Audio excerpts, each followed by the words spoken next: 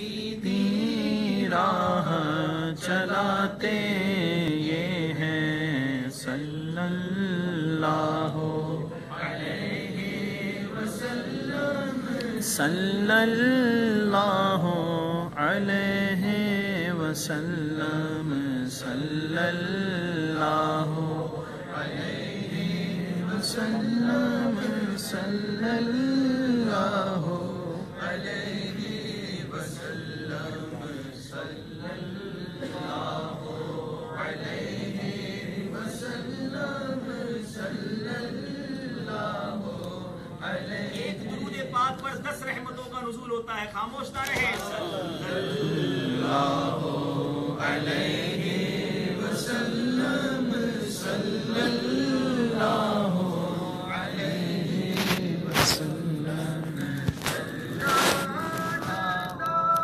میٹھا میٹھا ٹھنڈا ٹھنڈا، میٹھا میٹھا ٹھنڈا ٹھنڈا، میٹھا میٹھا پیتے ہم ہیں، پلاتے یہ ہیں صلی اللہ علیہ وسلم، صلی اللہ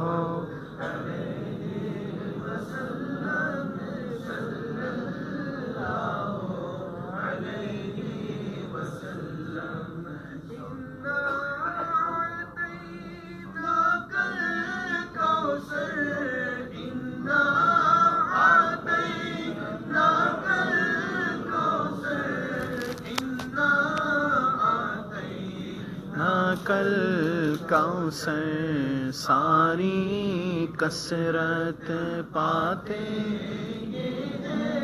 صلی اللہ علیہ وسلم، صلی اللہ علیہ وسلم، صلی اللہ علیہ وسلم،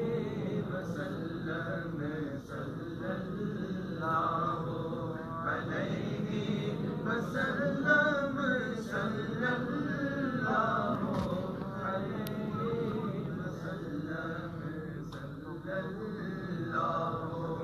علیہ وسلم، صلی اللہ علیہ وسلم۔ نزع روح میں آسانی دے، نزع روح میں آسانی دے،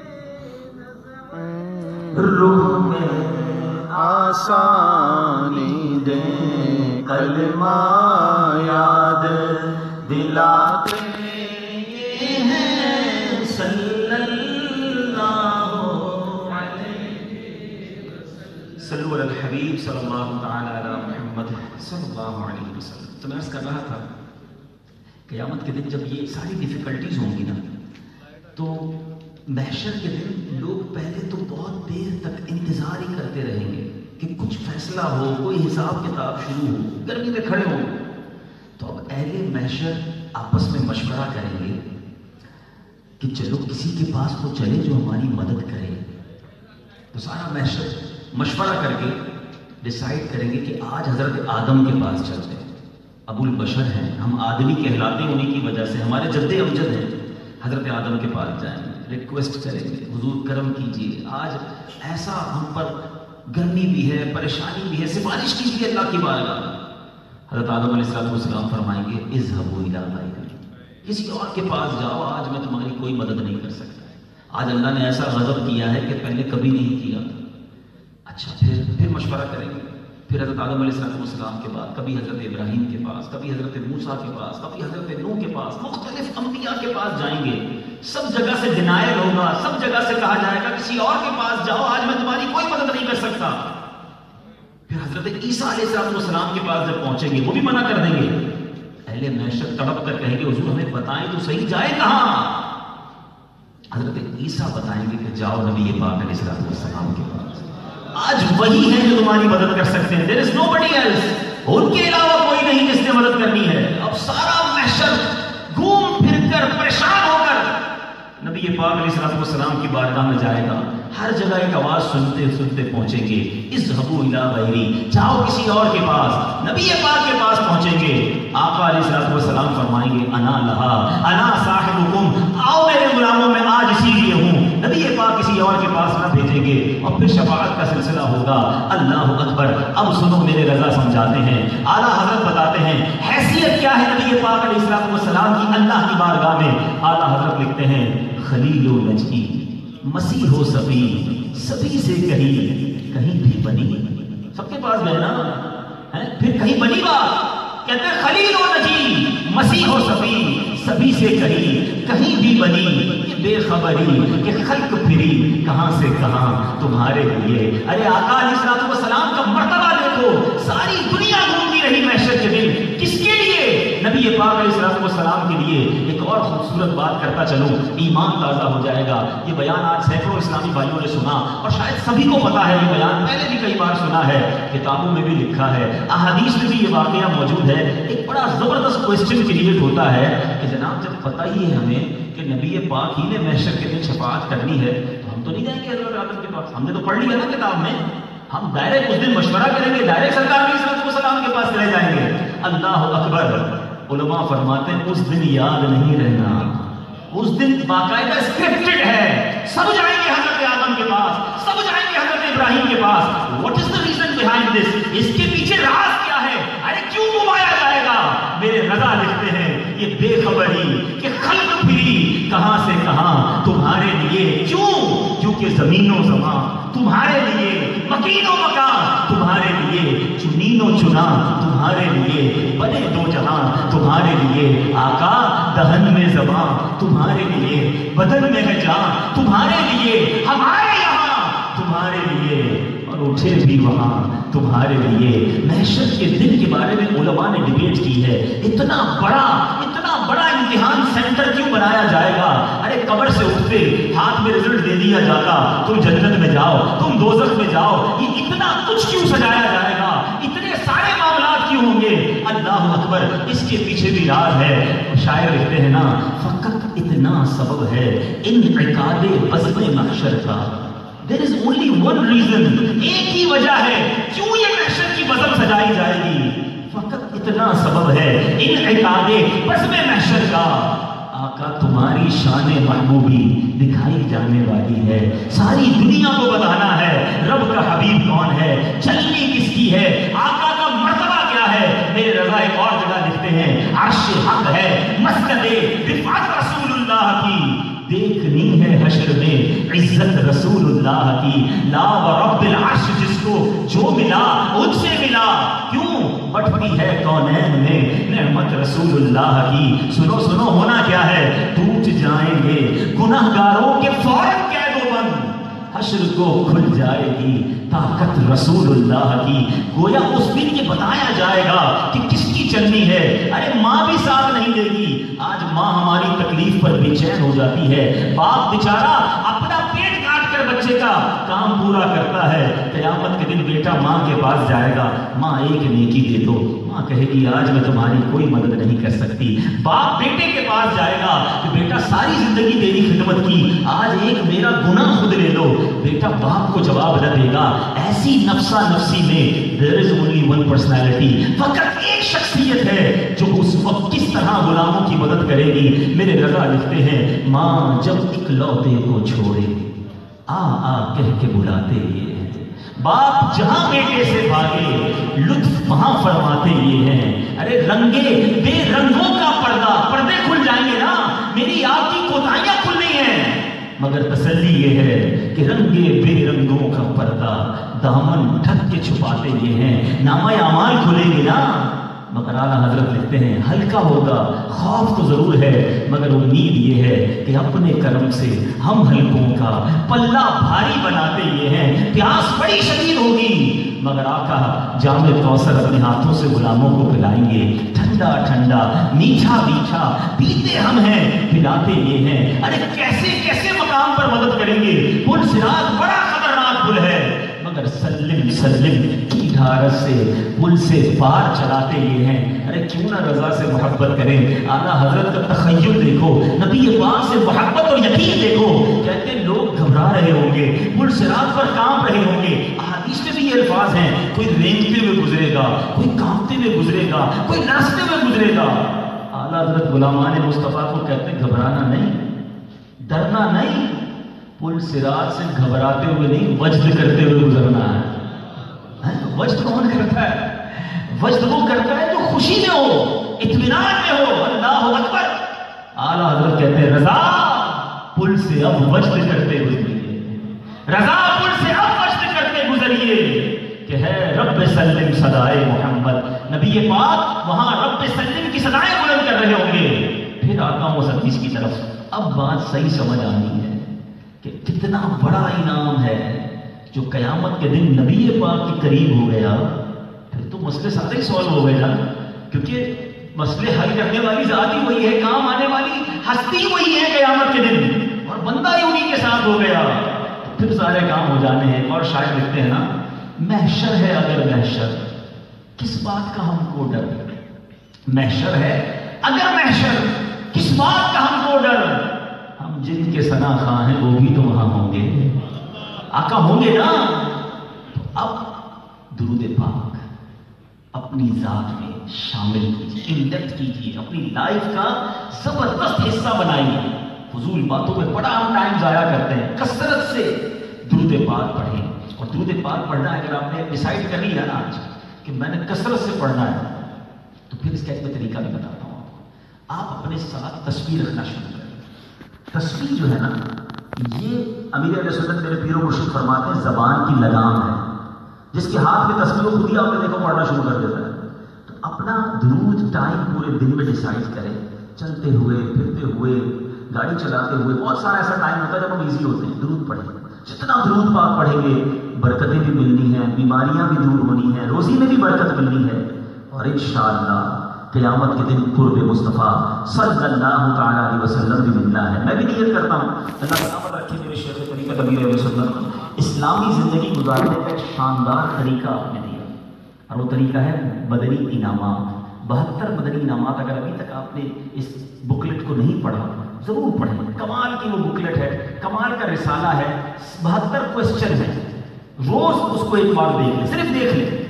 اسلامی زندگی کیسے گزارنی ہے اس میں یہ سوال ہے. اسی میں سے ایک کوسچن یہ ہے کہ کیا آج آپ نے کم از کم 313 بار درود پڑھ لیے.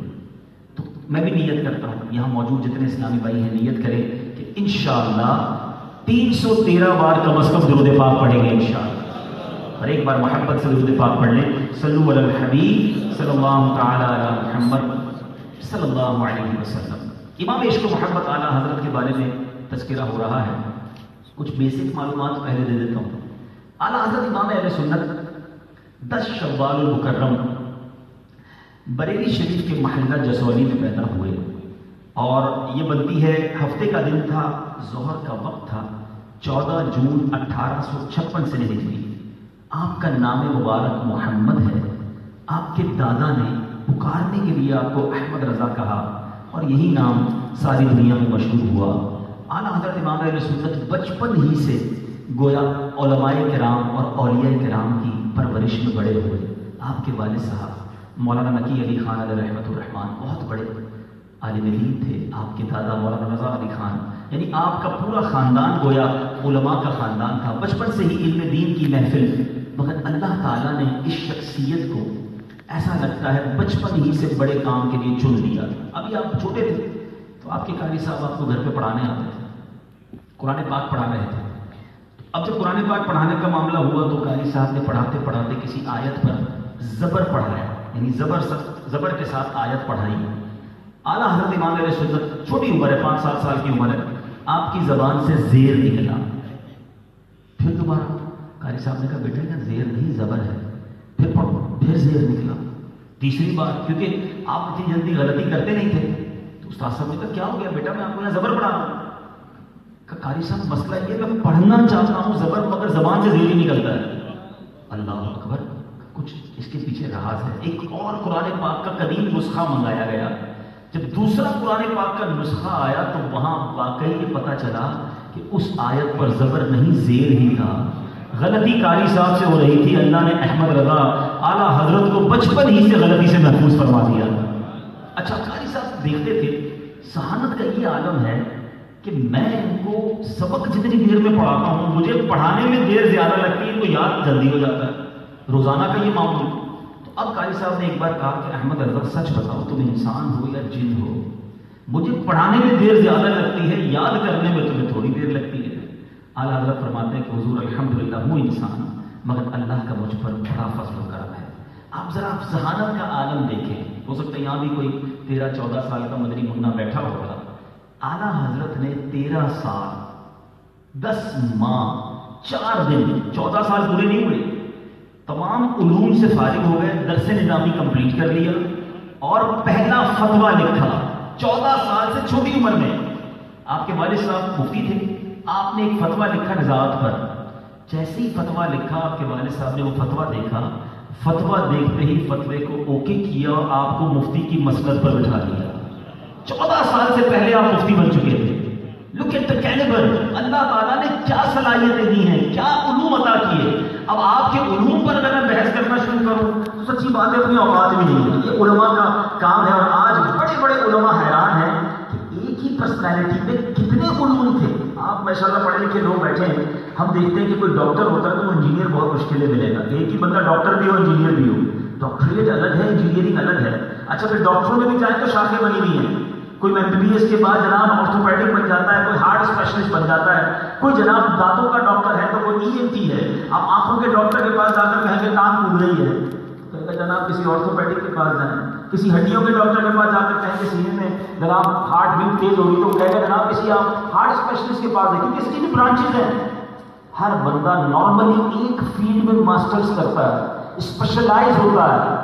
اعلیٰ حضرت وہ ہستی ہیں کہ جن کی ذات پر آج PhDs ہو رہی ہیں، خود PhD کرنا بڑی بات ہے، مگر اعلیٰ حضرت وہ ہیں کہ جن کی ذات پر، جن کے علوم پر، جن کے جناب جن کے بہت ساری branches of knowledge per PhD۔ میں سنٹرل یونیورسٹی کا ایک پروفیسر تھے اور ان کا نام تھا ظاہر علی گڑھ یونیورسٹی کے ریاضی کے میتھمیٹکس کے پروفیسر تھے، پروفیسر ضیاء الدین، ڈاکٹر ضیاء الدین ان کا نام تھا۔ اپنی جگہ وہ اتھارٹی تھے کیونکہ اتنی بڑی یونیورسٹی کے پروفیسر تھے، بیرون ملک سے تعلیم حاصل کی، جرمنی سے ڈگری حاصل کی۔ اب وہ کہتے ہیں کہ میرا ایک کوشچن جو ہے وہ پھنس گیا، اس کا مجھے سولوشن نہیں مل رہا، بڑی کوشش کی، بڑے لوگوں سے رابطہ کیا اور آخر کار میں نے ڈیسائیڈ کیا کہ مجھے پھر جرمنی جانا ہوگا اپنے اس سوال کو حل کروانے کے لیے جو کسی صورت حل نہیں ہو رہا۔ تو اب ان کے دوست تھے اور ان کا نام تھا سید سلیمان۔ تو انہوں نے کہا کہ حضور آپ ایسا کریں کہ پہلے جرمنی جانے کی بجائے آپ چلے جائیے بریلی شریف، علی گڑھ سے بریلی اتنا دور نہیں ہے، وہاں کے ایک مولانا صاحب ہے مولانا احمد رضا خان صاحب، ان سے مل لیجیے، شاید آپ کا مسئلہ حل ہو جائے۔ تو پروفیسر ضیاء الدین صاحب مسکرانے لگے کہ کمال کی بات کرتے ہیں، میں نے اتنی ڈگریاں حاصل کی ہیں، جس مولانا صاحب کے پاس آپ مجھے بھیجنا چاہتے پہلے بتائیں انہوں نے کون سے کالج میں پڑھا ہے، کون سی یونیورسٹی میں پڑھا ہے۔ حضور وہ اپنے مدرسے سے باہر نہیں نکلتے، انہوں نے کسی یونیورسٹی سے علم حاصل نہیں کیا، مگر میری بات رکھ لیجیے ایک بار چلے جائیے۔ وہ مسکرائے کہا چلو ٹھیک ہے اتنے ضد کر رہے ہیں مل لیتے ہیں مولوی صاحب سے۔ یہ چلے گئے اعلیٰ حضرت کے پاس بریلی شریف۔ امام اہل سنت اس وقت آپ کی ایک روایت کے مطابق طبیعت ناساز تھی، اور آپ بھی سمجھتے ہیں جب بندے کی بخار ہو یا نزلہ ہو تو تھوڑا سا تھکا ہوا فیل کرتا ہے، زیادہ مشکل کام نہیں کرتا۔ اور یہ خود بھی پروفیسر تھے، ڈاکٹر تھے، طبیعت دیکھ کر سمجھ گئے۔ اعلیٰ حضرت سے ملاقات ہوئی، اعلیٰ حضرت نے فرمایا بتائیں کیسے آنا ہوگا؟ کہ حضور ایک سوال لے کر آیا ہوں مگر بہت مشکل سوال ہے اور آپ کی طبیعت بھی مجھے ٹھیک نہیں لگ رہی، کل سوال کر لیں گے۔ امام اہل سنت نے فرمایا نہیں ابھی پوچھ لیجیے۔ پروفیسر صاحب کہتے ہیں میں نے سوال کرنا شروع کیا، اپنا کوشچن، ڈیفیکلٹ کوشچن ان کے سامنے رکھا۔ کہتے ہیں جیسے ہی میں نے سوال ختم کیا، دیکھیے اتنا بڑا مشکل سوال تو بندہ پہلے پیپر پہ لکھتا ہے، پھر کہتا ہے ٹھیک ہے 2 دن بعد آئیے گا میں اس کو سالو کرنے کی کوشش کر کے آپ کو بتاؤں گا۔ کہتے ہیں جدھر میں نے سوال ختم کیا اسی سیکنڈ اعلیٰ حضرت اس کا جواب عطا فرما دیا۔ تھوڑی دیر تک تو کہتے ہیں ہکا بکا رہ گیا کہ یہ ہوا کیا میرے ساتھ، یہ کیسے جواب دیا؟ پھر اس کو چیک کیا تو ایگزیکٹلی کریکٹ آنسر۔ آپ کا حضور پہلے یہ بتائیے آپ نے یہ نالج کہاں سے حاصل کی ہے، آپ نے یہ علم کدھر سے سیکھا ہے، آپ کس یونیورسٹی میں گئے؟ میں اتنے ملکوں کا دورہ کر کے آیا، مجھ سے یہ کوشچن حل نہیں ہوا۔ اب اعلیٰ حضرت کا جواب سنو جو زیادہ ایمان افروز ہے۔ اعلیٰ حضرت فرماتے ہیں میں نے ریاضی پڑھنی شروع کی، 4 قاعدے سب سے مین قاعدے ہوتے ہیں، پلس مائنس ملٹیپلائی ڈیوائڈ، 4 ہی مین ہوتے ہیں نا، ضرب تقسیم مائنس پلس، کہتے ہیں میں یہ 4 ہی قاعدے پڑھے تھے، مزید پڑھنا چاہ رہا تھا۔ تو والد صاحب نے کہا بیٹا ان کتابوں کو چھوڑ دو، یہ علوم تمہیں دربار رسالت سے خود ہی سکھا دیے جائیں گے۔ کہتے ہیں یہ میرا کوئی کمال نہیں ہے، ان میرے آقا کی کرم نوازی ہے۔ یاد رکھیے میٹھے اسلامی بھائی، ہم بعض اوقات لوگوں کو ڈگریوں سے تولتے ہیں، کون سے مدرسے سے پڑھا، کون سی یونیورسٹی سے پڑھا، کتنی ڈگریاں، نہیں، اللہ والوں کو علم لدنی سے عطا کیا جاتا ہے، وہ علوم عطا کیے جاتے ہیں جو ہماری عقلیں نہیں کیلکولیٹ کر سکتی۔ اعلیٰ حضرت کی یہ شان ہے۔ اچھا پھر ڈبیٹ ہوتی ہے علماء کے کتنے علوم آتے تھے اعلیٰ حضرت، لسٹ بنائیں گے، فتاوی رضویہ، اٹس انسائکلوپیڈیا آف فتاوا، ٹھیک ہے، 20 اس کی جلدیں ہیں، 6800 کے قریب اس میں فتاوا ہیں۔ تو اعلیٰ حضرت کے ان فتاوا میں اب جب اس کو لکھنا شروع کیا کہ کتنے علوم آپ کو آتے ہیں، تو علماء نے کیلکولیٹ کیا کہ آپ 54 علوم میں، 55 علوم میں اتھارٹی، ماسٹر کا حیثیت رکھتے ہیں۔ ان کا جواب کے بعد، ان کے فتوے کے بعد کسی کے پاس جواب ہی نہیں ہوتا تھا، اتنا زبردست آپ کے پاس علوم تھے۔ لیکن پھر علماء نے ایک شاندار کنکلوژن نکالا، کہتے ہیں ہمیں نہیں پتا اعلیٰ حضرت کے پاس کتنے علوم تھے، ان سے جس علم میں سوال کیا جاتا یہ اس علم کا جواب دے دیتے۔ کبھی ایسا نہ ہوا اعلیٰ حضرت سے ریاضی کا سوال ہوا آپ نے ریاضی کا جواب دیا، فقہ کا سوال ہوا فقہ کا جواب دیا، حدیث کا سوال ہوا حدیث کا جواب دیا، آپ سے جس علم میں سوال ہوا، ایون آپ سے انگلش میں سوال ہوا آپ نے انگریزی میں جواب دیا، عربی میں سوال ہوا عربی میں جواب دیا، فارسی میں سوال ہوا فارسی میں جواب دیا، ہندی میں سوال ہوا ہندی میں جواب دیا۔ اعلیٰ حضرت سے کچھ پوچھنے والوں نے نظم کے ذریعے، اشعار کے ذریعے سوال کیا، میرے رضا نے اشعار کے ذریعے جواب دیا۔ اللہ اکبر۔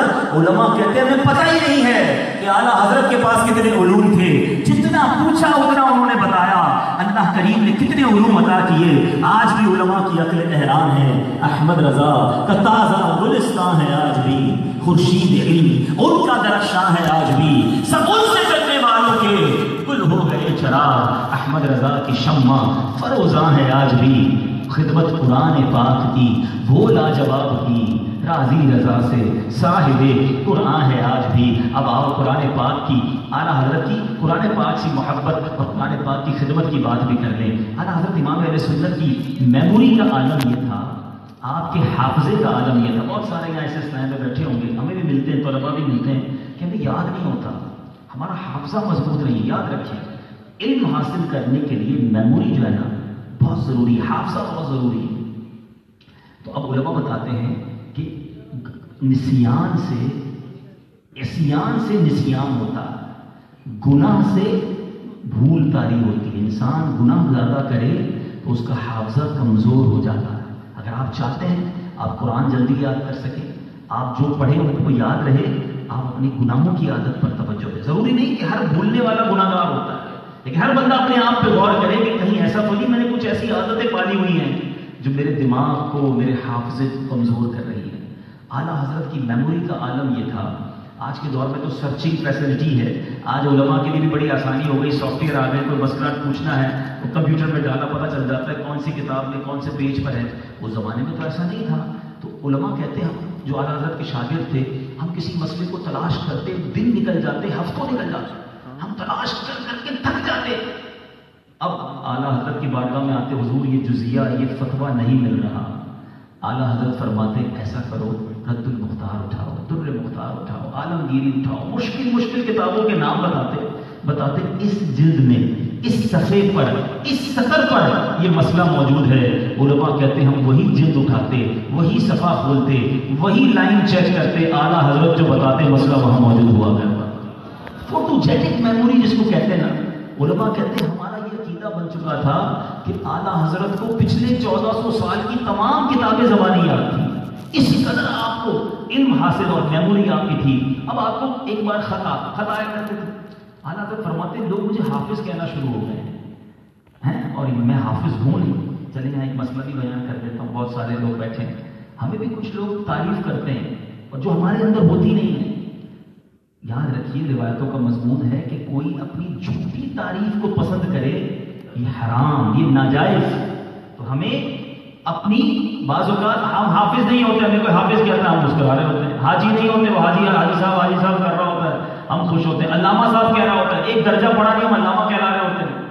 ایسا نہ کرے، اگر کوئی چیز میرے اندر نہیں تو بتا دے کہ میں حافظ نہیں، میں حاجی نہیں ہوں، مجھے نہ کہا کرے، ویسے ہی خوش ہو رہے جھوٹی تعریف پر. ایسا نہ کرے ہیں لوگ سخی پتہ نہیں کیا کہہ رہے ہوتے بندے کو، جھوٹی تعریف نہیں ہونی چاہیے.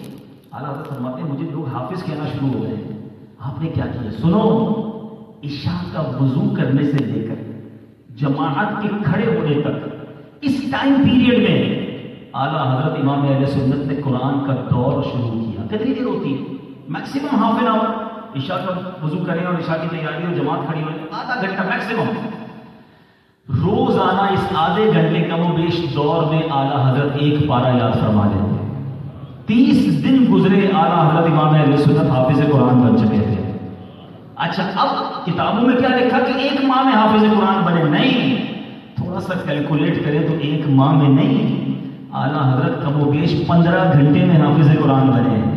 پڑھا تو آدھا گھنٹہ ہی ہے نا اس کا کم و بیش، اٹ مینس 15 گھنٹے قرآن کا دور کیا اور حافظ قرآن ہو گئے. اچھا اب قرآن تو یاد ہو گیا، اللہ سلامت رکھے، اللہ برکت نازل فرمائے. مفتی امجد علی اعظمی صاحب کی قبر پر کروڑوں رحمتوں کی بارش نازل فرمائے. احسان کیا کر گئے امت پر کہ انہوں نے اعلیٰ حضرت سے ریکویسٹ کی کہ حضور ایک ترجمہ قرآن ہونا چاہیے جو آپ لکھیں. بڑے بڑے ترجمے آ گئے ہیں مگر بڑی غلطیاں ہیں اس میں، بڑے مسائل ہیں. آپ کے قلم سے ایک عشق بھرا ترجمہ قرآن ہونا چاہیے اور جناب وہ صحیح قرآن پاک کی ترجمانی کرنے والا ہو. اعلیٰ حضرت نے اپنے مشاغل، اپنی مصروفیات کا تذکرہ کیا کہ میں کتنا بیزی ہوتا ہوں آپ کو پتہ ہے. تو مفتی امجد علی اعظمی نے کہا حضور میں کچھ آیتوں کی تلاوت کیا کروں گا اور آپ اس کا ترجمہ لکھوا دیجیے گا، میں خود ہی لکھ لوں گا، بس جتنا آپ اتنا ٹائم دے دیں اور اس کے بعد یہ آہستہ آہستہ کام ہوتا جائے گا. آپ ذرا غور کیجیے، یہ علماء اگر بیٹھے تو جانتے ہیں کہ ڈیفیکلٹ ترین کام، مشکل ترین کام کلام اللہ کا ترجمہ، کیونکہ اللہ کی کلام کی ترجمانی کرنی ہے نا. مگر فی البدی کوئی لائبریری میں بیٹھ کر نہیں، کتابیں کھول کر نہیں. مفتی امجد علی اعظمی صاحب آیت قرآنی پڑھتے، اعلیٰ حضرت فی البدی ترجمہ فرماتے، وہ لکھتے. کہتے رات کو گھر جا کر میں بڑی بڑی تفاسیر کی کتابیں کھولتا، چیک کرتا کہ کہیں کسی طرح کا کوئی مسئلہ تو نہیں. کہتے جتنی بڑی تفسیریں کھولتا سب کا نچوڑ مجھے کنز الایمان ترجمے میں ملتا. گویا اعلیٰ حضرت لکھواتے گئے، وہ لکھتے گئے، اور آج دنیا میں جس ترجمے کی دھوم ہے میرے رضا کا وہ ترجمہ کنز الایمان ہے. پڑھے تو کیا خوبصورت عشق رسول کی خوشبو آتی ہے. عاشق ماہ رسالت کے قلم سے یہ ترجمہ ہوا ہے. میں مشورہ دوں گا جتنے اسلامی بھائی یہاں موجود ہیں اپنے گھر میں ضرور اللہ کے اس ولی کا، اس عاشق رسول کا ترجمہ قرآن کنز الایمان رکھیے اور اس کی برکتیں لوٹیے. اور الحمدللہ دعوت اسلامی نے تو مزید ہمارے لیے کمال کر دیا کہ کنز الایمان جو کہ آلموسٹ 100 ایئرز پرانا ہے، 100 سال پرانی اردو ہے، کافی مشکل الفاظ ہیں. آج کے دور کی آسان اردو میں ترجمہ کنز الایمان کی مزید آسان ایک اور تصحیح کر دی، ترجمہ کنز العرفان. اب صراط الجنان اگر تفسیر قرآن آپ لیں جو مکتبۃ المدینہ پر موجود ہے تو تفسیر بھی آپ کو ملے گی، کنز الایمان شریف کی برکتیں بھی ملیں گی اور کنز العرفان بھی پڑھنے کو ملے گا. تو بہرحال میرے میٹھے اسلامی بھائیوں، یہ ہے اعلیٰ حضرت. جتنا بیان کرتے جائیں بات آگے بڑھتی چلی جائے گی، لیکن امام عشق و محبت کی بات ہو کہے کہ اعلیٰ حضرت کو ایک لفظ میں، ایک جملے میں بیان کرنا، انہیں مانا نہ رکھا غیر سے کام. ان کی زندگی کا مقصد ہی ایک تھا، بس انہیں جانا، انہیں مانا، نہ رکھا غیر سے کام. للہ الحمد میں دنیا سے مسلمان گیا. اعلیٰ حضرت کی ساری زندگی نبی پاک کی سنتوں پر عمل کرتے ہوئے، آپ کی تعلیمات کو عام کرتے ہوئے اور نبی پاک کے عشق میں تڑپتے ہوئے گزری. عاشق کیسا ہوتا ہے بلکہ عشق کرنا کیسا چاہیے یہ اعلیٰ حضرت نے ہمیں سکھایا ہے. حدیث پاک سنا دیتا ہوں تاکہ اندازہ ہو جائے. عاشق رسول تو ہم سارے ہیں، اگر ہم عاشق رسول نہ ہونا تو ایمان ہی نہیں. جمعے کے خطبے میں ایک حدیث ہم سارے کئی بار سنتے ہیں، میں پڑھوں گا تو آپ کو یاد آ جائے گی. الا لا ایمان لمن لا محبت له. سنیے نا، کبھی ترجمہ بھی پوچھ لیتے امام صاحب سے، حضور ہر جگہ پڑھتے کہ اس معنی بھی بتا دیں. یہ نہیں پوچھنا ہے، باقی پتہ نہیں موبائل میں لگے رہیں گے اس سافٹ ویئر کا کیا طریقہ ہے، یہ کیا لکھا ہے، یہ بتاؤ یہ بٹن کس چیز کا، ساری معلومات کریں گے. ہر جمعے خطبہ سنا اور آدھا پونا خطبہ تو یاد بھی ہو گیا، مگر کبھی کوشش نہیں کی کہ یار یہ جمعے کے خطبے کا ترجمہ ہی میں پڑھ لوں کہ امام صاحب ہر جمعے کیا فرماتے ہیں. نہیں، ایسا نہ کیا کریں. اب یہ حدیث الا لا ایمان لمن لا محبت له، اس کا معنی کیا ہے؟ سن لو اس کا ایمان نہیں جس کے دل میں نبی پاک سے محبت نہیں ہے، پیارے آقا سے محبت نہیں تو ایمان ہی نہیں ہے۔ یعنی ایمان کی جان کیا ہے؟ اعلیٰ حضرت سے پوچھو، بتاتے ہیں اللہ کی سرکار قدم شان ہے یہ، انسان ہی انسان، وہ انسان ہے یہ۔ قرآن تو ایمان بتاتا ہے انہیں، اور ایمان یہ کہتا ہے میری جان ہے یہ۔ آقا ایمان کی جان ہے، ان سے محبت ہے تو ایمان ہے۔ اور اعلیٰ حضرت نے یہ صرف نعرے لگا کر پروف نہیں کیا، پڑھو اعلیٰ حضرت کی زندگی کو، سارے اسلامی بھائی خوب نعرے لگاتے ہیں، ابھی ربیع الاول آنا ہے، بڑے زبردست بینر لگیں گے، بہت شاندار نعرے لگیں گے، غلامی رسول میں موت بھی قبول ہے، نہ ہو جو عشق مصطفیٰ کو زندگی فضول ہے، بہت اچھا نعرہ ہے۔ مگر صرف نعرے سے محبت کا اظہار ہوگا یا پریکٹیکلی اظہار ہوگا؟ سنو اعلیٰ حضرت کس لیول کے عاشق تھے۔ نبی پاک سے تو محبت کی بات اور ہے میرے رضا۔ اب دیکھیں اعلیٰ حضرت کی نالج پر بات کی نا میں نے، آپ کے کیلیبر، آپ کے مائنڈ سیٹ پر، آپ کی فراست پر، مگر اعلیٰ حضرت خود اپنے بارے میں کیا کہتے ہیں؟ کہتے ہیں اے رضا تیرے دماغ کے بڑے چرچے ہیں، لوگ تیری ذہانت کی بڑی باتیں کرتے ہیں، مگر تم نے عقل کا ایک کام کیا کہ نہیں کیا؟ وہ کام کیا؟ سنو اعلیٰ حضرت کے شعر میں کہتے ہیں رضا کسی سگے طیبہ کے پاؤں بھی چومیں، اللہ اکبر، کس کے؟ مدینے کے کتے کے پاؤں چومیں، رضا کسی سگے طیبہ کے پاؤں بھی چومیں کہ تم اور آہ کے اتنا دماغ لے کے چلے۔ اے رضا تیرے دماغ کے چرچے ہیں، اصل عقل کی بات تو یہ تھی کہ کسی سگے طیبہ کے پاؤں چوم لیتا۔ ایک جگہ اور لکھتے ہیں اللہ اکبر، کہتے ہیں پار آئے دل بھی نہ نکلا دل سے تحفے میں رضا۔ اے رضا مدینے گیا تھا، دل کا ٹکڑا کاٹ کر کسی مدینے کے کتے کو دے دینا تھا نا، کتے تو گوشت کا ٹکڑا پسند کرتے، اپنے دل کا ٹکڑا دے جانا، کیا ہو جانا تھا؟ مر جاتا۔ نبی پاک کے در کے کتوں سے اتنی تجھے جان پیاری ہے۔ سنو شعر، کہتے پار آئے دل بھی نہ نکلا دل سے تحفے میں رضا، ان سدانے منہ سے اتنی جان پیاری، واہ واہ، ارے آقا کے در کے کتوں سے تمہیں اتنی جان اپنی پیاری ہے۔ یہ ہے لیول ان کے عشق کا۔ آج دنیا میں کسی کو تھوڑے پیسے مل جائیں، تھوڑا علم آ جائے، تھوڑی شہرت آ جائے، بندہ کلف والا ہو جاتا ہے، رکھ رکھاؤ والا ہو جاتا ہے، کہتا ہے نہیں نہیں لوگوں کے سامنے کروں گا تو کیا لگے گا۔ دیکھو اعلیٰ حضرت کو علم کے سمندر بھی ہیں، مگر نبی پاک پر کیسے دیوانہ ہیں، کیسے فدا ہوتے ہیں۔ اعلیٰ حضرت سکھاتے ہیں کہ عشق رسول کسے کہا جاتا ہے۔ میں اور آپ پھول دیکھیں تو پھول میں گم ہو جاتے ہیں کہ کتنا خوبصورت پھول ہے، باغ دیکھیں تو باغ میں گم ہو جاتے ہیں، کتنا بیوٹیفل باغ ہے، دنیا کے نظارے دیکھنے لوگ جاتے ہیں کہ کیا گرینری تھی، ارے عاشق کیسا، فنا پہ رسول کیسے تھے۔ پھول دیکھتے ہیں تو کہتے ہیں پھول کیا دیکھوں، میری آنکھوں میں دشت طیبہ کے خار پھرتے ہیں۔ باغ دیکھتے تو کہتے انہی کی بو مایا اے سمن ہے، انہی کا جلوہ چمن چمن ہے، انہی سے گلشن مہک رہے ہیں، انہی کی رنگت گلاب میں ہے، ارے سب کچھ میرے آقا کا ہے۔ آج میں اور آپ چار تارے دیکھیں، چاند دیکھیں، آسمان دیکھیں، کیا بیوٹیفل تارے ہیں، کتنا خوبصورت آسمان ہے۔ اعلیٰ حضرت اس لیول پر نبی پاک سے محبت کرنے والے، چاند دیکھتے تو آقا کی یاد آتی، تارے دیکھتے تو نبی پاک کی یاد آتی۔ اللہ اکبر، آپ نے چاند دیکھا ہوگا، چاند کی کئی قسمیں ہوتی ہیں نا، پہلی رات کا ہوتا ہے، پھر بڑھتے بڑھتے چوتھی رات کا ہوتا ہے۔ پہلی رات کے چاند کو لوگ ہلال کہتے ہیں، کریسنٹ کہتے ہیں، بہت خوبصورت لگتا ہے۔ اعلیٰ حضرت نے بھی ایک بار دیکھا ہوگا اس چاند کو، ٹھیک اس چاند کو دیکھا اور اعلیٰ حضرت کیا کہتے ہیں، اے آسمان تجھے بڑی خوشی ہو رہی ہے، بوڑھے آسمان اس پہلی رات کے چاند پر اتنا مت اترا، کیوں کہ میرا دل جو ہے نا وہ نبی پاک کے قدموں کے ناخن کا شہدائی ہے۔ اب ذرا غور کیجیے گا، اب تخیل ہلال تو اب یہ پیر کے ناخن جیسا بن جاتا ہے۔ اعلیٰ حضرت دل اپنا بھی شہدائی ہے، اس ناخن پاکا، ناخن پاکا اتنا بھی مہے نو پہ نہ اے چرخ کہن پھول، نبی پاک کے قدموں کے ناخن کا شہدائی ہے۔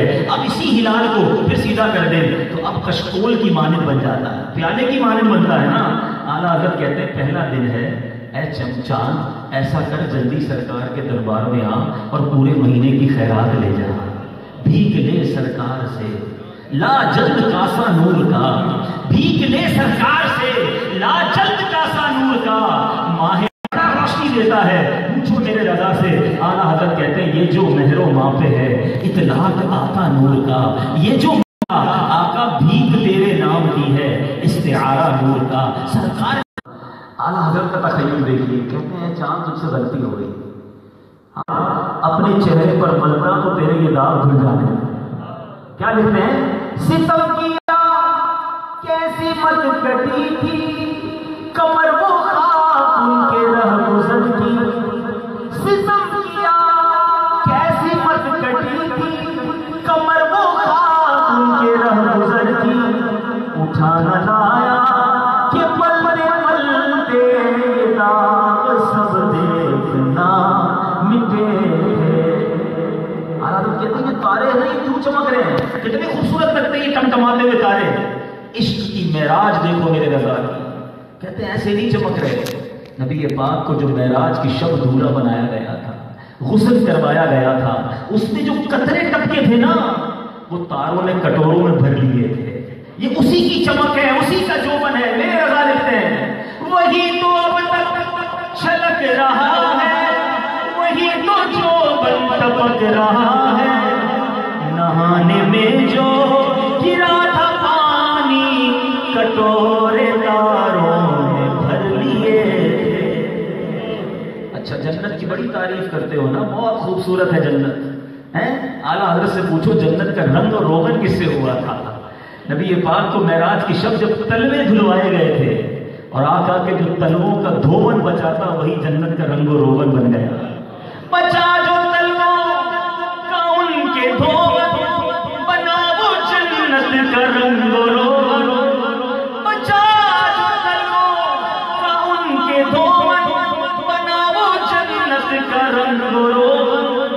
جنہوں نے دھولا کی پائی اترن وہ پھول گلزار نور کے. کس بات کی بات کروں، اعلیٰ حضرت کا عشق. آپ اور میں پتہ چلے کہ یہ نسبت رسول اللہ کی ہے تو ادب کرتے ہیں. میرے رضا خوشبو سے نسبت پہچان لیا کرتے ہیں. ایک بار بیانات کے لیے علماء کو عموماً گاڑی وغیرہ بھیجی جاتی ہے. پہلے ڈولی بھیجی جاتی تھی. اعلیٰ حضرت کو ایک ڈولی بھیجی گئی کہ آپ بیٹھیں اور فلاں جگہ آپ کا بیان ہے. لوگ استقبال کے لیے بازار میں کھڑے ہیں، دے آر ویٹنگ فار ہم. اب جناب اعلیٰ حضرت بیٹھے ڈولی میں، 4 مزدوروں نے کاندھے پر اٹھایا. تھوڑا آگے جانے کے بعد اعلیٰ حضرت نے کہا ڈولی کو روکو. ڈولی روک دی گئی. اعلیٰ حضرت نیچے اترے اور آنکھوں میں آنسو ہیں. کہ بتاؤ ان 4 مزدوروں میں سے سید زادہ کون ہے؟ اللہ اکبر. امیزنگ. ایک غریب مزدور آگے آیا کہ حضور میں ہی سید زادہ ہوں، کیا مجھ سے کوئی غلطی ہو گئی؟ اعلیٰ حضرت کی اب آنکھوں سے ٹپ ٹپ آنسو نکلنے لگے. کہتے مجھے آل رسول کی خوشبو آ رہی تھی. اللہ، آپ سوچیے لیول آف عشق. نبی پاک کی آل کی خوشبو سونگ لیا کرتے. فرماتے شہزادے مجھے معاف کر دو، مجھ سے غلطی ہو گئی، کیوں آپ نے مجھے اپنے کاندھوں پر اٹھایا؟ وہ غریب مزدور کہتا حضور آپ کی کوئی غلطی نہیں، میں غریب آدمی، میرے پاس کوئی کام نہ تھا، میں اس کام پر آ گیا، آپ کا کیا قصور ہے؟ یہ مزدور معافی مانگتا رہا. مگر ادھر اعلیٰ حضرت نے اپنا امامہ اتارا. بریلی کے بازار نے یہ منظر دیکھا کہ وقت کا امام مجدد دین و ملت اپنا امامہ اتار کے ایک غریب مزدور سید زادے کے قدموں میں رکھتے ہیں اور کہتے شہزادے مجھے معاف کر دو، احمد رضا سے غلطی ہو گئی. قیامت کے دن اگر رسول اللہ صلی اللہ علیہ وسلم نے مجھ سے پوچھ لیا احمد رضا میری آل کے کاندھے اس لیے تھے کہ تم اس پر سواری کرتے، تو میں نبی پاک کو کیا جواب دوں گا؟ شہزادے مجھے معاف کر دو. میرے پیچھے اسلامی بھائیوں لوگ دھاڑے مار مار کر رونے لگے. یہ عجیب منظر تھا. وہ غریب شہزادہ کہتا حضور میں نے آپ کو معاف کیا، آپ کا کوئی قصور نہیں. اللہ اکبر. اعلیٰ حضرت فرماتے ہیں میرے دل کو قرار جب تک نہیں آئے گا جب آپ ڈولی میں سوار نہ ہو جائیں اور احمد رضا کاندھا نہ دے، میرے عشق کو قرار نہیں آئے گا. اللہ اکبر. دنیا نے یہ منظر دیکھا کہ جس کو بلانے کے لیے ڈولی بھیجی گئی ہے، جس کے وعظ و تقریر کے لیے لوگ جمع ہیں، اس مقرر، اس معزز شخصیت نے، اس وقت کے امام نے اس مزدور کو ڈولی میں بٹھایا، اپنے کاندھے پر ڈولی اٹھائی اور آگے چلنے لگے. یہ ہے عشق رسول، یہ ہے نبی پاک پر سب کچھ فدا کرنا. جبھی تو میرے رضا نے لکھا آقا تیری نسل پاک میں ہے بچہ بچہ نور کا، تیری نسل پاک میں ہے بچہ بچہ نور کا، تو ہے عین نور، تیرا سب گھرانہ نور کا. نبی پاک سے نسبت رکھنے والی ہر چیز پر اعلیٰ حضرت کی جانیں قربان. صرف نعرے لگانے تک محدود نہیں تھے. سنت کی بات آتی، ایک ایک سنت پر عمل تھا.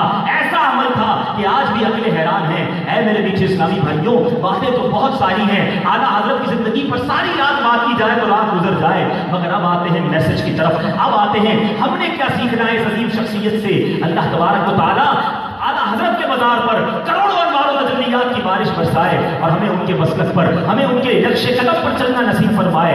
مگر سیکھنا یہ ہے کہ نعرے لگاتے تو ہم ہیں، مگر کیا واقعی نبی پاک سے سچی محبت کرتے ہیں؟ بخاری شریف کی حدیث ہے، میرے آقا فرماتے ہیں لا یؤمن احدکم حتی اکون احب الیہ من والدہ وولدہ والناس اجمعین. آقا فرماتے تم میں سے کوئی اس وقت تک کامل مومن نہیں ہو سکتا جب تک میں اس کے نزدیک، اس کے گھر بار، اس کے والد، حدیث کا مضمون ہے، تمام چیزوں سے زیادہ محبوب نہ ہو جاؤں.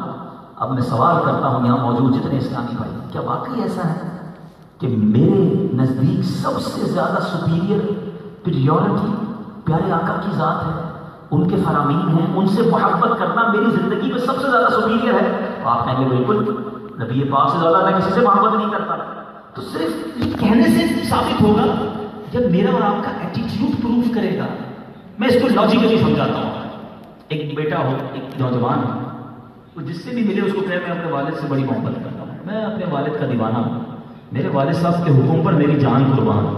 لوگ کہیں یار کمال ہے، یار کتنی محبت کرتا ہے والد صاحب سے. اور تھوڑے عرصے بعد آپ کی ان کے والد صاحب سے ملاقات ہو اور آپ والد صاحب سے کہیں یار آپ کا بیٹا ملا تھا، یار کیا آپ کی عزت کرتا ہے. جب ملتا کہتا میں والد صاحب پر جان قربان کر دوں، والد صاحب کی ہر بات پر لبیک. اور والد صاحب نے ایک نمبر کا جھوٹا ہے، میری ایک بات بھی نہیں مانتا، جو کہتا ہوں الٹا کرتا ہے. اب بتائیں وہ کہنا کافی تھا یا والد صاحب کی تصدیق ضروری ہے؟ نعرہ تو میں بھی لگاتا ہوں، آپ بھی کہتے ہیں کہ پیارے آقا سب سے زیادہ ہمارے لیے عزیز ہیں، جان بھی قربان ہے. مگر کیا کاروبار کے وقت ہمیں یاد آتا ہے کہ میں کس کا امتی ہوں، کس کی بات مجھے سب سے پہلے ماننی ہے؟ جب گھر میں کوئی تقریب آتی ہے، جب میں کوئی شادی کا معاملہ آتا ہے، اچھے خاصے نیک نمازی، گھر میں ناچ گانے ڈھول تماشے جوئے، ارے وہ کچھ ہوتا ہے تو عقل حیران ہو جائے. اس وقت کدھر جاتا ہے عشق رسول؟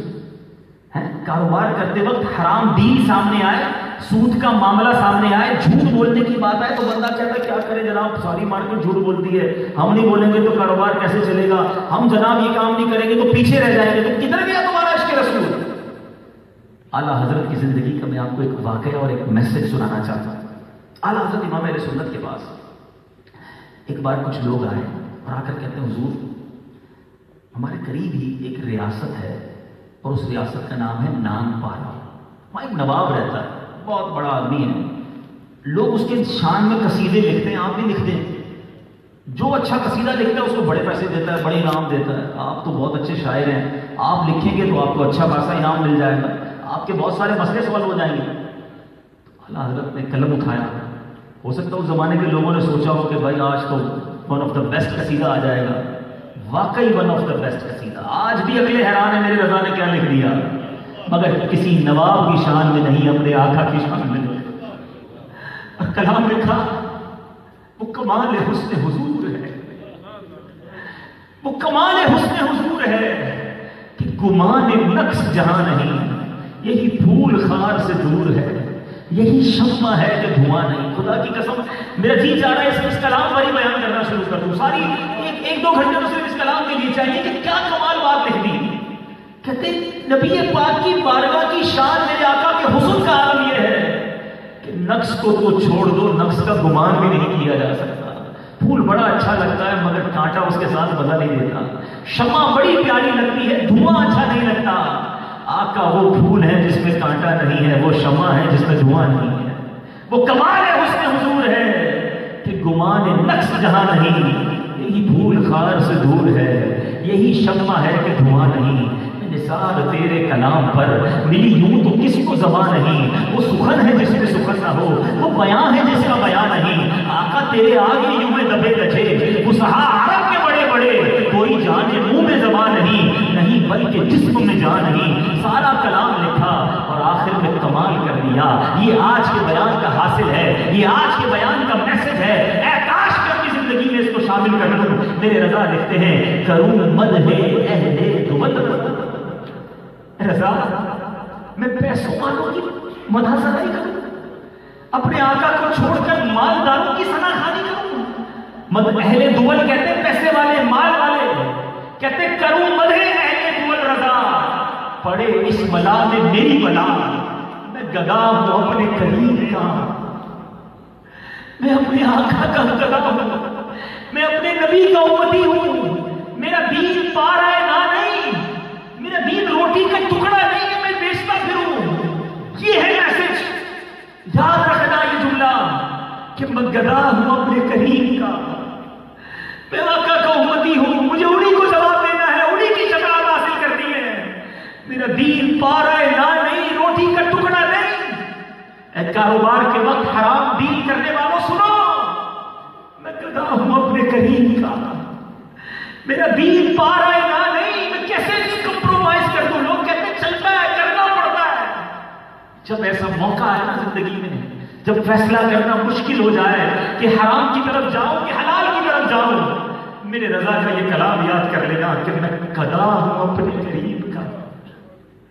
جب گھر میں کوئی ایسا فنکشن ہونے لگے، کوئی ایسی ایکٹیویٹی ہونے لگے جس میں آپ کنفیوز ہو کہ کروں گا تو اللہ اور اس کے رسول ناراض ہوں گے، نہیں کروں گا تو فیملی اور دوست ناراض ہو جائیں گے، اس وقت اعلیٰ حضرت کا یہ کلام یاد کر لینا کہ میں گدا ہوں اپنے کریم کا، میرا دین پار ہے نہ نہیں۔ اکیلے کمرے میں بیٹھ کر دروازہ بند کر کے جب کوئی نہ دیکھ رہا ہو، جی چاہے کوئی برائی کرنے کا، فلم دیکھنے کا، بے حیائی کا منظر دیکھنے کا، میرے رضا کا یہ جملہ یاد کر لینا، میں گدا ہوں اپنے کریم کا، میں اپنے آقا کا امتی ہوں، میرا دین پار ہے نہ نہیں۔ ارے کیا منہ دکھاؤں گا نبی پاک علیہ الصلوۃ والسلام کو قیامت کے دن، وہ آقا جو نیچی نگاہیں رکھنے والے، شرم و حیا والے آقا، اور ان کا امتی ہو کر میں بے حیائی کروں، میں بدکاری کروں، میں شرابی دوستوں میں بیٹھوں، میں جوا کی اڈوں پہ جاؤں، میں رشوت کا لین دین کروں، میں ماں باپ کو ستاؤں، میں مسلمانوں کا دل دکھاؤں۔ اے ہر برائی کرنے والے سوچ لو، بعض اوقات دنیا میں کوئی نہیں دیکھ رہا ہوتا، بعض اوقات لوگ کہتے ہیں یار انجوائمنٹ کے دن ہے، گزار لو زندگی جیسی گزارنی ہے، مگر یاد رکھنا ہم سب کو قبر میں ایک شخصیت کا دیدار کروایا جائے گا۔ کیا تیاری ہے اس ملاقات کی؟ قبر میں ملاقات ہونی ہے نبی پاک سے، سوال ہوگا ما کنت تقول فی حق ھذا الرجل، اس مبارک شخصیت کا چہرہ دکھانے کے بعد سوال ہوگا کہ ان کے بارے میں کیا کہا کرتے تھے دنیا میں۔ کوئی ہوگا جواب اس دن جس نے اپنے چہرے سے نبی پاک کی سنت نکال کر گندی نالی میں بہائی ہوگی، جس نے آقا کی سنتوں سے دور رہ کر زندگی گزاری ہوگی۔ نبی پاک فرماتے رہے نماز پڑھو میری آنکھوں کی ٹھنڈک ہے، اور آقا کی غلامی میں جان قربان کرنے کے نعرے لگانے والا نمازیں قضا کر کے دنیا سے گیا۔ نماز قضا کرنے کا غم بھی نہیں ہوتا، چیک باؤنس ہو جائے تو طبیعت خراب ہو جاتی ہے، باؤنس ہو جائے گئے نہیں پیسے، نماز قضا ہو گئی کوئی تکلیف نہیں، کوئی ٹینشن نہیں۔ سوچیے ہم کدھر جا رہے ہیں، دین سے کتنا دور ہوتے جا رہے ہیں۔ عشق رسول کا تقاضا یہ ہے کہ مجھے میری ذات بتائے میں کس کا عاشق ہوں، میرا انداز بتائے میں کس کا دیوانہ ہوں۔ اور میں نے آپ کو حدیث سنائی ہے، میں نے آپ کو وہ روایتیں بتائی ہیں کہ اس کے بغیر چارہ نہیں ہے۔ اگر عشق رسول نہیں ہے تو ایمان ہی کمپلیٹ نہیں ہے۔ خدا را ایک عظیم ہستی کا آج میں نے اور آپ نے تذکرہ سنا ہے، ان کی محبت کرو، سرکار علیہ الصلوۃ والسلام کے بتائے ہوئی باتوں پر ایسا عمل کرو، آپ کا کاروبار انشاءاللہ اور برکت کرے گا، آپ کی لائف اور انجوائبل ہو جائے گی۔ ایسا نہیں کہ زندگی مشکل ہوگی، خدا کی قسم جو اللہ اور اس کے رسول کی رضا والے کاموں میں لگتا ہے اس کی زندگی اور پرسکون ہو جاتی ہے۔ آج نوجوان بھی بیٹھے ہیں، ایک ایگزامپل کے ذریعے بھی سمجھا دیتا ہوں۔ بعض اوقات جب اس طرح کی باتیں سنتے ہیں تو باتیں سمجھ آ رہی ہوتی ہیں، دل سے خیال بھی آ رہا ہوتا ہے کہ ہاں یار کہہ تو صحیح رہے، لیکن اگر میں نے فلمیں بھی دیکھنا چھوڑ دی، اپنے دوستوں کی گیدرنگس بھی چھوڑ دی، یہ برے چھوٹے موٹے جو میں کام کرتا ہوں یہ بھی چھوڑ دیے، تو پھر لائف میں انجوائمنٹ کیا رہے گی؟ یہ مزے ختم ہو جائیں گے۔ مسئلہ یہ ہے کہ اب اس کو ایک ایگزامپل کے ذریعے سمجھاتا ہوں۔ دو دوست ہیں، ایک دوست جو ہے اس نے زندگی بھر سبزی ہی کھائی، ویجیٹیرین تھا۔ اس کے دوست کہتے ہیں یار کبھی تو چکن کھا لو، کبھی تو مٹن کھا لو، کہتے نہیں میں نے سبزی کھانی، میں نے دال ہی کھانی ہے۔ ایک بار دوستوں نے مل کر زبردستی چکن کھلا دی۔ اب اس نے کہا یار کمال ہو گیا، یہ بھی اللہ کی نعمت ہے، اتنا لذیذ، ساری زندگی دال کھاتا رہا، اب میں نے چکن اور مٹن سب کھانا ہے۔ مسئلہ یہ ہے گناہ کرنے والے نے ابھی تک فلموں کی لذت ہی دیکھی ہے، اس نے گانوں ہی میں سکون تلاش کیا ہے، ایک دن یاد مصطفیٰ میں آنسو بہا کر دیکھ لو، ایک دن تہجد میں اٹھ کر سجدے میں سر رکھے اللہ کی بارگاہ میں ہاتھ اٹھا کر جب آنسو بہیں گے، جو سکون آپ کو ملے گا وہ ابھی تو آپ نے پایا ہی نہیں ہے نا، ابھی تو دیکھا ہی نہیں ہے۔ نماز میں وضو کر کے جب ہاتھ باندھ کر اللہ کی بارگاہ میں کھڑے ہو گے، جو اس میں دل میں قرار داخل ہوگا، دنیا کی کسی فلم، کسی سنیما، کسی ناول، کسی ویب سائٹ میں آپ کو یہ نہیں ملنا۔ ارے یہ میں فیصلہ کیسے کروں کہ سکون کہاں ہے؟ آؤ جس نے میرا اور آپ کا دل بنایا ہے، اللہ نے مجھے اور آپ کو تخلیق کیا ہے، اسی کی بارگاہ میں حاضری دیتے ہیں، اللہ کے پیارے کلام سے پوچھتے ہیں، اے کلام تو بتا ہمیں سکون چاہیے کہاں ملے گا؟ کلام اللہ کہتا ہے الا بذکر اللہ تطمئن القلوب، بے شک اللہ کے ذکر میں دلوں کا چین ہے۔ ارے چین رکھا ہوا ہے اللہ کے ذکر میں، اور میں تلاش کر رہا ہوں شراب خانے میں، میں تلاش کر رہا ہوں فلموں کے اندر، میں تلاش کر رہا ہوں بے حیائیوں کے اندر، نہیں ہے وہاں سکون۔ آ جائیے، اسی زندگی میں زندگی کا بھی سکون ہے، اور آخرت میں بھی سکون اور عافیت آپ کا مقدر بنے گی۔ میرے پیچھے اسلامی بھائیوں، اپنے دل میں مزید عشق رسول کو بڑھائیے، سرکار سے محبت کو اور ابھاریے، اور محبت کی حدت جو ہے وہ مجھے گناہ سے بچائے، مجھے سنتوں پر عمل کرنے میں کامیاب کر دے۔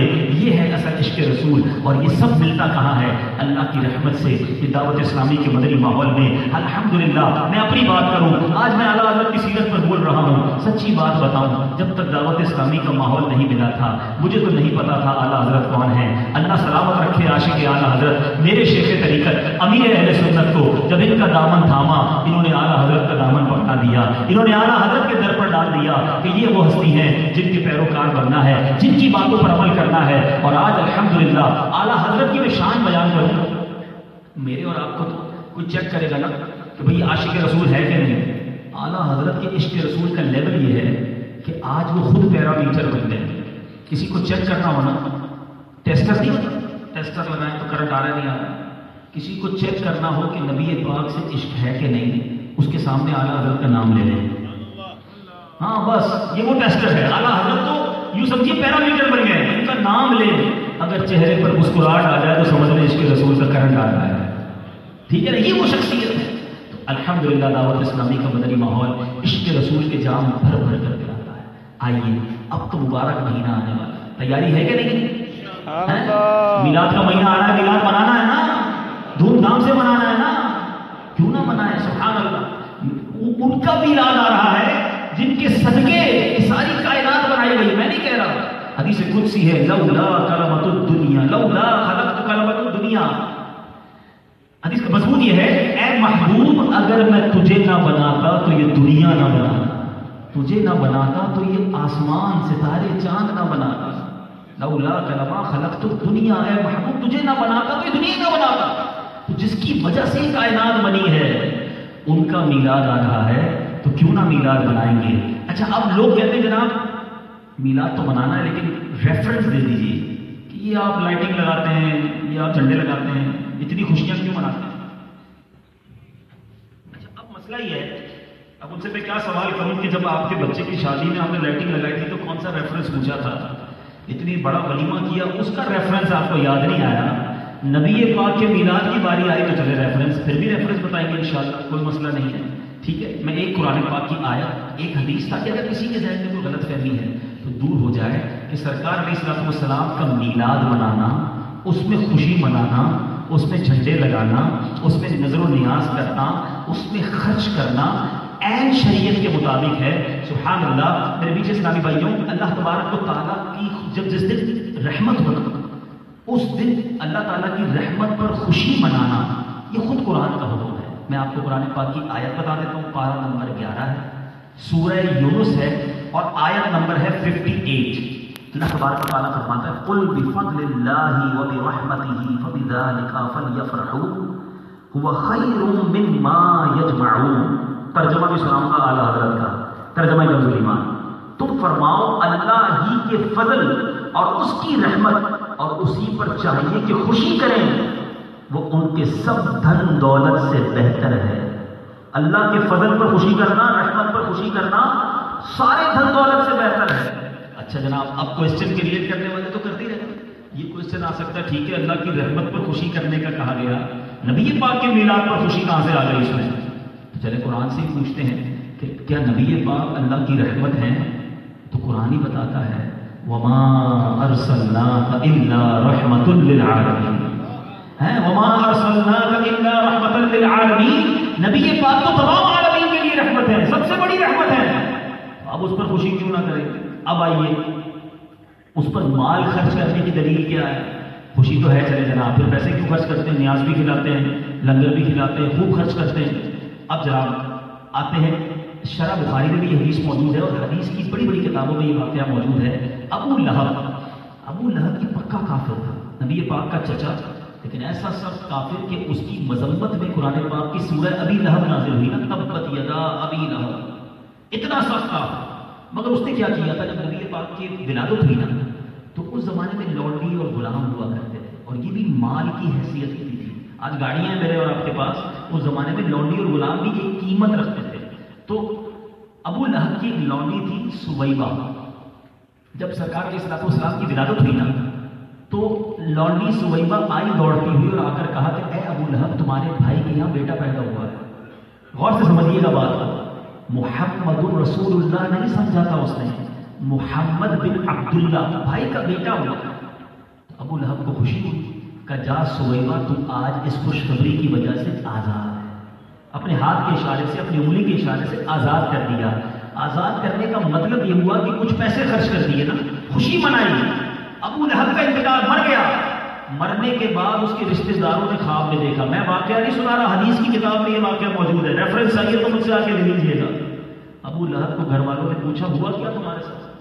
کہتا ہے معاملہ تو بڑا خراب ہے، عذاب ہو رہا ہے، مگر جب پیر کا دن آتا ہے تو مجھے اپنی اسی انگلی سے کچھ ریلیف ملتا ہے، آسانی دی جاتی ہے، عذاب میں تخفیف ہو جاتی ہے۔ اللہ اکبر، بڑے بڑے علماء نے اس حدیث کو دلیل بنا کر فرمایا کہ میلاد منانے والوں کے لیے زبردست دلیل ہے۔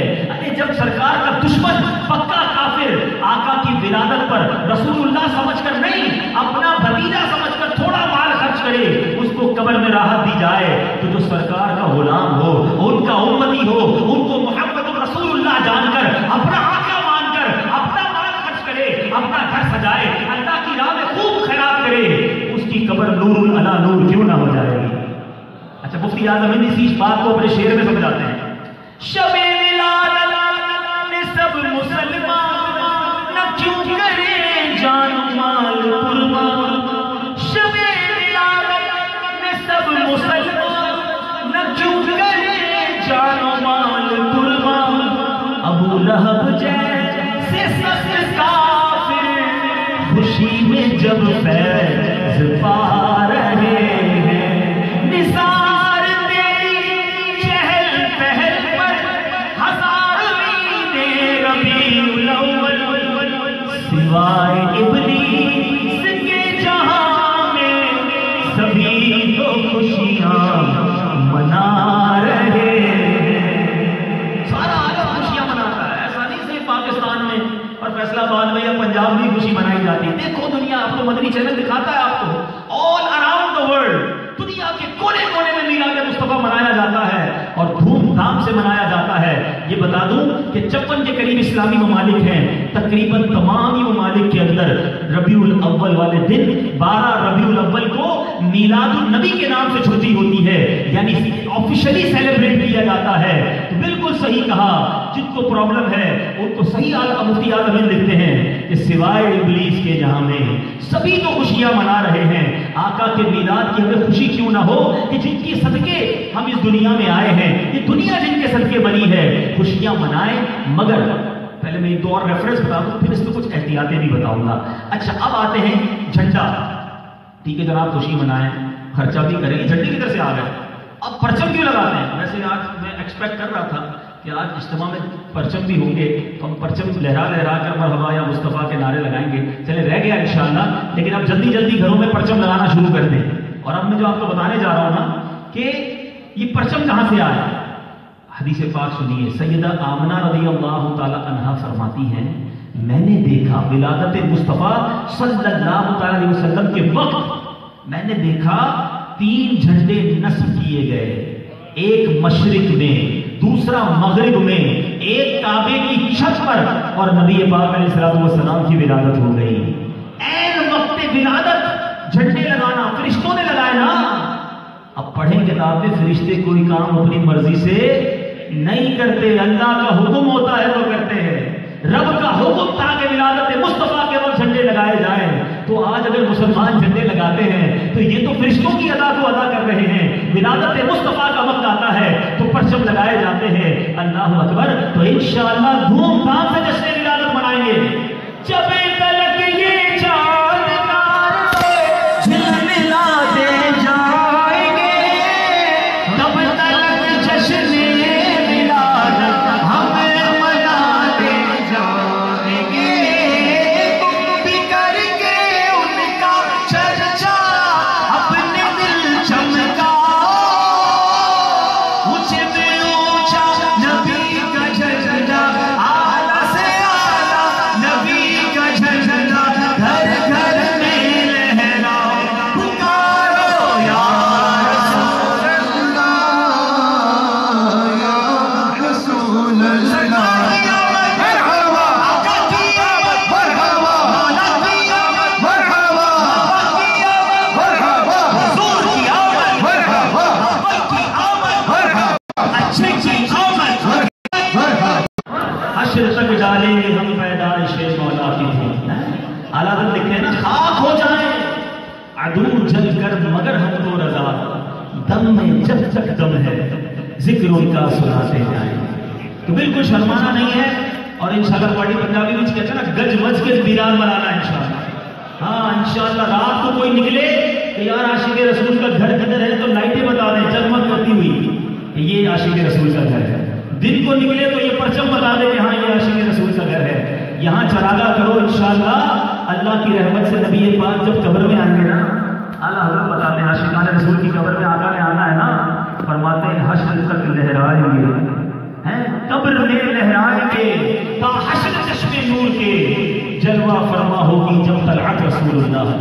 آقا آئیں گے انشاءاللہ. ہم تو میلاد منانے والے لیکن میلاد ضرور منانا اور اس کی شرعی میں نے آپ کو حیثیت بیان کر دی. دیر از نو کنفیوژن. مگر میلاد مناتے مناتے اپنے ایسے کام نہیں کرنے جو غیر شرعی ہیں. کچھ نادان دوستوں کی وجہ سے اتنے پیارے اتنے خوبصورت ایونٹ کو بھی بدنام کر دیا جاتا ہے. تو میلاد منانے احترام کے ساتھ عزت کے ساتھ وقار کے ساتھ کوئی ایسا کام نہ کریں جس سے لوگوں کو تکلیف پہنچے. ایسی کہتے ہیں لیکن ہم یہ ہال میں نہیں کیا یہ پروگرام ہم یہ روڈ پہ کرتے بڑے بڑے مائک لگاتے لیکن کسی کے آرام میں خلل ڈالنا کسی کو تکلیف پہنچانا اس سے ثواب نہیں ملتا. حقوق العباد کا خیال رکھ کے میلاد بنانا. ہمارے شریعت طریقہ امیر اہل سنت کی تعلیمات کیا ہے؟ لائٹیں ضرور لگائیں مگر اپنے پلے سے لگائیں. لائٹ لگا کے کنڈا لگا دیا تو یہ کون سی نیکی ہے بھائی؟ چوری کر کے کون سی نیکی ہوتی ہے؟ تھوڑی لگائے اگر پیسے تھوڑے مگر اس کا بل پے کریں. کسی قسم کی چوری نہ ہو, کوئی حقوق العباد پامال نہ ہو, شریعت کے تقاضوں میں رہ کر. اب یہ جلوسوں میں جو اناج بانٹا جاتا ہے اچھی بات ہے, کسی کو کھانے پینے کی آپ کوئی چیز دیں, مگر یہ پھینکنا یہ تو تبرک ہے. نیاز پھینکا زمین پہ آ رہا ایسا نہ کریں. تو احترام تو بڑے جس کو کہتے ہیں نا کہ وقار کے ساتھ نبی پاک کے غلام جا رہے ہیں, یہ اہتمام کے ساتھ یہ سب کچھ ہونا چاہیے. تو میلاد بنائیں. اور جو میں نے اپنے بیان کے آخر میں بات کی کہ صرف لائٹیں لگا کر جھنڈے لگا کر میلاد نہیں منانا, گھر بھی سجانا ہے, اپنا آپ بھی سجانا ہے. کوئی کہے یار آپ پہلے تو نماز نہیں پڑھتے تھے, تو میں کہوں میرے آقا کا میلاد آیا میں نمازی بن گیا. ہم نیازی ضرور ہیں, نیاز کھاتے کھلاتے اچھی بات ہے, مگر پہلے نمازی ہیں. پہلے نمازی بنو بھائی. کوئی کہے یار وہ غلط کام کرتے تھے, کاروبار کرتے تھے, بس میں نے نبی پاک کا میلاد آیا میں نے حرام کام چھوڑ دیا, میں نے جھوٹ بولنا چھوڑ دیا, میں نے غلط چیزیں دیکھنا چھوڑ دی, میں نے گانے باجے میوزک چھوڑ دیا, آقا کا میلاد آیا. یعنی کمال یہ ہو کہ میں اپنی ذات کو سجا کر ٹرننگ پوائنٹ بنا دو اس میلاد کو. آقا کو تحفہ بھی تو دینا ہے نا. دنیا میں برتھ ڈے والے دن تحفہ دیتے ہیں لوگ ایک دوسرے کو. میں آپ سے سوال کرتا ہوں, اے غلامان مصطفیٰ صلی اللہ تعالیٰ علیہ وسلم, اپنے آقا کے لیے کیا تحفہ تیار کیا ہے؟ تو آؤ اس بار نبی پاک علیہ السلام کو ان کی سنتوں کا تحفہ پیش کرتے ہیں کہ آقا بس آپ کے میلاد پر میں نیت کرتا ہوں. اور میلاد کا انتظار نہیں کرنا, آج سے نیت ہو کرے. ایسی پکی سچی نیت کرنی ہے اس ہال کے در و دیوار گواہ ہو جائیں کہ آج کے بعد میری کوئی نماز قضا نہیں ہوگی. ایسا نعرہ تو نہ لگائے نا, ایسا لگائے کہ شیطان دم دبا کے بھاگ جائے. آج کے بعد میری کوئی نماز قضا نہیں ہوگی. گانے باجے نہیں سنیں گے اور نبی پاک کی سنتوں کے مطابق زندگی گزاریں گے. اب اگر یہ نیت کی ہے نا تو پھر اس پر استقامت کیسے ملے گی؟ کوئی ماحول اچھا پانا ہوگا. دعوت اسلامی کا مدنی ماحول آپ کے سامنے ہے. دعوت اسلامی کو جوائن کیجیے، اجتماعات میں شرکت کیجیے، مدنی قافلوں میں سفر کیجیے. سبحان اللہ، ایک شاندار اعلان مجھے بتایا گیا تھا کہ 23 نومبر کو، اللہ اکبر، میلاد منانے کا میں سمجھتا ہوں شاندار طریقہ اپنایا ہے یہاں کے اسلامی بھائیوں نے. بزنس کمیونٹی کے لیے بہت اچھا اعلان ہے کہ پورا چارٹرڈ پلین کرایا گیا ہے اور وہ جہاز کدھر جا رہا ہے؟ باب المدینہ جا رہا ہے، مدینے کے قریب جا رہا ہے. کراچی کو ہمارے شیخ طریق نبیر علیہ السلام باب المدینہ کہتے ہیں. فرماتے جس کو مدینے جانا ہے وہ کراچی سے ہو کر گزر کے جاتا ہے، تو مدینے کا گویا دروازہ ہے. سبحان اللہ، دعوت اسلامی کا عالمی مدنی مرکز بھی وہی ہے. تو پورا جہاز بک کیا ہے اور اگر یہ سارے تیار ہو گئے تو کئی جہاز کرنے پڑیں گے، ٹرینیں کرنی پڑیں گی. تو انشاءاللہ میں امید رکھتا ہوں اللہ کے ولی کی بارگاہ میں حاضری کی نیت بھی ہو، اور پھر جو فیضان مدینہ میں میلاد منانے کا مزہ ہے اور وہاں جو رونق ہوتی ہے اور علم دین بھی سیکھیں گے، بہت ساری نیتیں شامل کر لیں. تو 2 دن کا یہ آلموسٹ ٹرپ ہے. 23 تاریخ کو یہ جہاز جا رہا ہے، 25 کو یہ واپس آئیں گے. تو اگر ابھی تک آپ نے اپنا ٹکٹ بک نہیں کرایا تو میں دعا دیتا ہوں یا اللہ جو باب المدینہ جائے اسے جلدی جلدی مدینہ بھی دکھا دے. مدینے والے کی باتیں سننے ہی جا رہے ہیں، ان کا میلاد منانے جا رہے ہیں. تو آپ ضرور، ہمارے ذمہ داران یہاں موجود ہوں گے، آپ ان سے اپنی ٹکٹ کی ترکیب بنائیں. اور سبحان اللہ، یہاں 2 میلاد کی رات اجتماع ہوں گے. وہ رات تو عبادت کی رات ہے اور انشاءاللہ خوب ذکر مصطفیٰ میں گزاریں گے اور انشاءاللہ مرحبا یا مصطفیٰ کی ہم دھومیں مچائیں گے. ایک تو دعوت اسلامی کے مدنی مرکز فیضان مدینہ میں، جہاں ماشاءاللہ ہمارے پاکستان انتظامی کابینات کے نگران حاجی شاہد صاحب سنت و بھرا بیان فرمائیں گے. اور دوسرا جو میلاد اجتماع ہوگا دھوبی گھاٹ، اس میں دھوبی گھاٹ گراؤنڈ میں، جہاں حاجی وقار المدینہ رکن شورا سنت و بھرا بیان فرمائیں گے. اور پھر اس میں مدنی مذاکرے کے ذریعے بھی امیر علیہ سنت کے جلوے لوٹیں گے، برکتیں لیں گے. تو یہ بھی انشاءاللہ آپ نے شرکت کرنی ہے. اور میں ایک اور خوبصورت اعلان ہے میرے پاس، اور میں یہ شاید کہوں تو غلط نہیں ہوگا کہ یہ دعوت اسلامی کا وہ کام میں بتانے جا رہا ہوں جو کوئی اور شاید نہیں کرتا دنیا میں. معاملہ یہ تھا، پہلے آج سے 5 7 8 سال پہلے جب مبلغین دعوت اسلامی بیرون ملک جاتے تھے تو لوگوں کو بیان کے ذریعے قرآن پڑھنے کی ترغیب دلاتے، علم دین کی بات کرتے. تو وہ کہتے ہیں پڑھنے کے لیے تیار ہیں مگر ہمارے پاس تو پڑھانے والا ہی کوئی نہیں ہے، استاد ہی کوئی نہیں ہے، مسجد ہی بہت دور ہے، مدرسہ کوئی نہیں ہے، ہم کہاں سے پڑھیں قرآن؟ اب اس گیپ کو کور کیسے کیا جاتا؟ کہاں کہاں کوئی قاری صاحب، کوئی عالم صاحب بھیجا جاتا اور اس گیپ کو کور کیا جاتا. اللہ کی رحمت سے کچھ مبلغین نے مدنی مشورہ کیا، مرکزی مجلس شورا سے اجازت لی اور ایک نیا ڈپارٹمنٹ اللہ کی رحمت سے چند کمپیوٹر لگائے گئے اور ایک تجربہ کیا گیا کہ چلے دنیا والوں کو کہتے ہیں اگر آپ نے قرآن پڑھنا ہے تو ہم یہاں کمپیوٹر پر قاری صاحب بٹھا دیتے ہیں، آپ ان سے آن لائن پڑھ لیں، انٹرنیٹ کی فیسلٹی تو ساری دنیا میں ہے. اب یقین کریں چند دنوں میں اتنے داخلے آ گئے کہ ایک مدرسہ ہمارے لیے ناکافی ہوا، دوسرا بنایا ختم، تیسرا بنایا داخلے ختم، چوتھا بنایا. اللہ کی رحمت سے فیصلہ آباد سردار آباد کے فیضان مدینہ میں آج سے 5 7 سال پرانی بات ہے، میں یہاں آیا تو یہاں دیکھا ماشاءاللہ کچھ اسلامی بھائیوں کو لے کر گیا، اللہ سلامت رکھے ان کو. انہوں نے جب دیکھا کہ ہم بھی بنائیں گے، خالی سردار آباد فیصلہ آباد میں اس کی 4 برانچز بن چکی ہیں، 15 برانچز میرے معلومات کے مطابق بن چکی ہیں. انہوں نے کہا قرآن تو ہم پڑھ لیں گے، ہمیں کچھ حدیث بھی پڑھائیں، کچھ فقہ بھی پڑھائیں، علم دین بھی پڑھائیں. تو اللہ کی رحمت سے درس نظامی آن لائن شروع ہو گیا. اچھا پہلے جب ڈیمانڈ بہت تھی تو ہم نے صرف بیرون ملک والوں کے لیے داخلے رکھے تھے کہ آپ کو پاکستان والوں کو داخلہ نہیں ملے گا، مگر الحمدللہ برانچز بنتی گئی. تو آج میں گڈ نیوز آپ کو دینے جا رہا ہوں کہ اب ہم پاکستان والوں کو بھی ایڈمیشن دے رہے ہیں. بزنس کمیونٹی کے لوگ بیٹھے ہیں، آپ کے پاس بھی یہ بہانہ ہوتا ہے کہ یار ہم تو رات کو دیر سے گھر آتے ہیں، مدرسہ تو بند ہو جاتا ہے، اب رات کو کون قرآن مجھے پڑھائے گا، میرے جو فارغ اوقات ہوتے ہیں اس کو پڑھانے والا نہیں ملتا.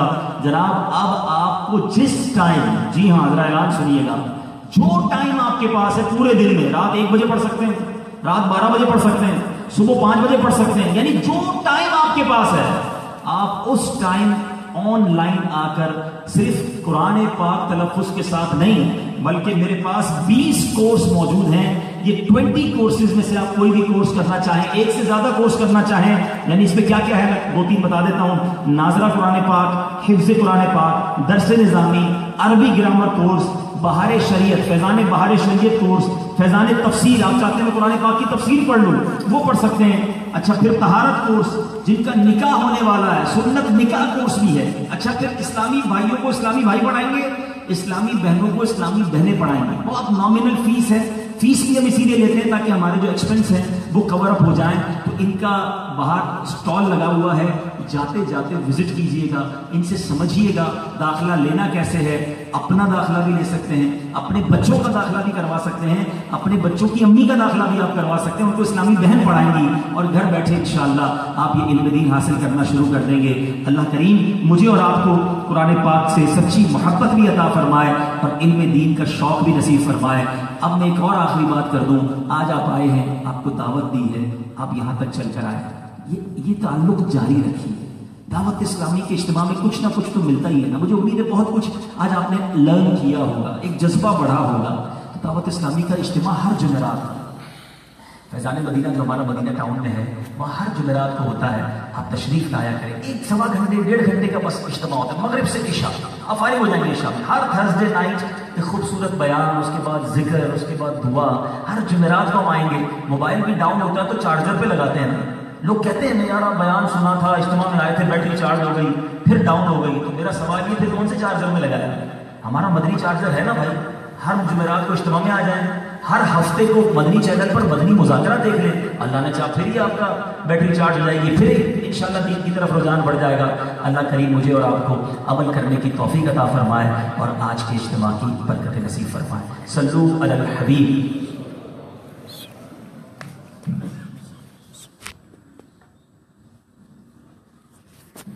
सल्लु अलल हबीब सल्लल्लाहु तआला अला मुहम्मद सल्लल्लाहु अलैहि वसल्लम। मेरे मीठे मीठे और प्यारे इस्लामी भाइयों, अल्हम्दुलिल्लाह आज हमने इमाम इश्क व मोहब्बत सय्यदी आला हज़रत इमाम अहमद रज़ा खान फ़ादिल बरेलवी रहमतुल्लाहि तआला अलैहि के इश्क़ रसूल को सुना, आपके अंदाज़े इश्क़ रसूल को सुना।